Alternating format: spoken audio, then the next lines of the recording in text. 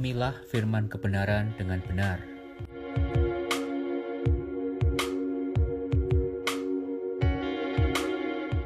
Seluruh Bible memang ditulis untuk kita, tetapi tidak semua isi Bible ditujukan kepada kita.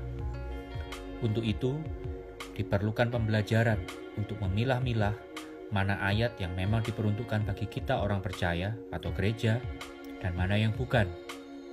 Selama ini, gereja selalu menganggap apa yang ditulis di Bible adalah perintah Tuhan yang harus dilakukan oleh orang Kristen. Apakah betul demikian? Baiklah kita mengambil satu contoh ayat. Matius 5 ayat 29-30. Maka jika matamu yang kanan menyesatkan engkau, cungkilah dan buanglah itu.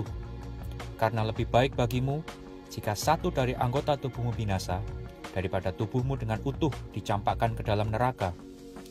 Dan jika tanganmu yang kanan menyesatkan engkau, penggalah dan buanglah itu. Karena lebih baik bagimu jika satu dari anggota tubuhmu binasa, daripada tubuhmu dengan utuh masuk neraka. Jika memang ayat itu ditujukan kepada gereja, pertanyaannya, gereja manakah yang sudah melakukannya?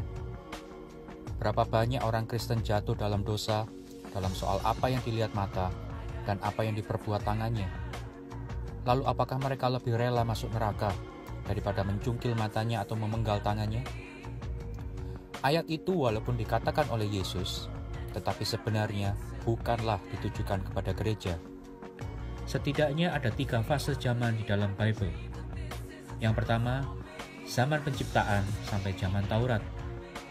Pada zaman ini dikisahkan penciptaan awal manusia, mulai Adam sampai kepada Abraham, sebagai nenek moyang bangsa Israel. Tuhan memilih dan memberkati Abraham atas dasar anugerah untuk menjadi bapa sebuah bangsa pilihan. Oleh keturunan Abraham, maka seluruh kaum di bumi akan mendapat berkat.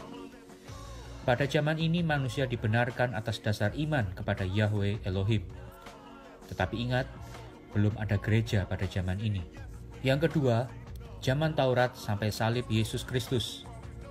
Pada zaman ini, Tuhan mulai memberikan hukum Taurat melalui Musa kepada bangsa Israel.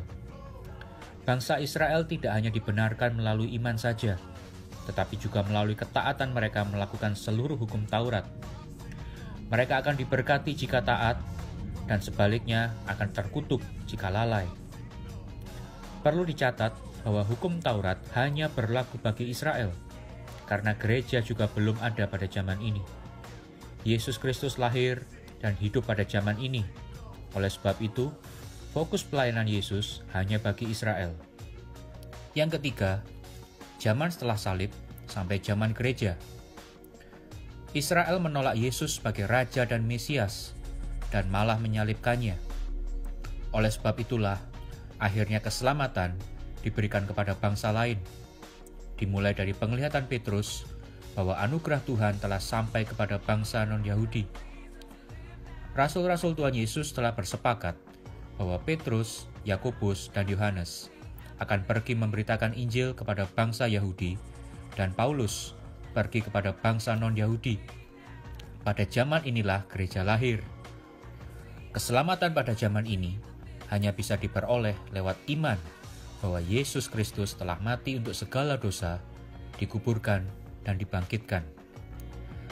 Terdapat banyak sekali perbedaan perintah atau larangan Tuhan pada ketiga zaman itu, karena memang Tuhan sedang berfirman pada generasi yang berbeda.